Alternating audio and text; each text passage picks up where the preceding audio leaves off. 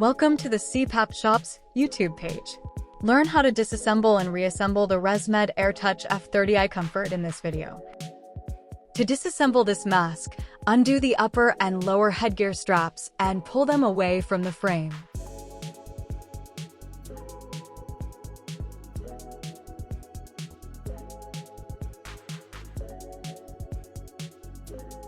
Squeeze the side buttons on the elbow to detach it from the frame.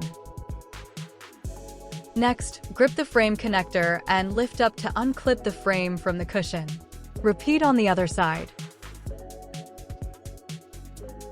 To reassemble, align and insert the frame connector into the slots in the cushion. You'll hear a soft click to know they are properly in place. Attach the elbow back to the frame. With the Resmed logo facing outward and up, insert the headgear straps into the frame.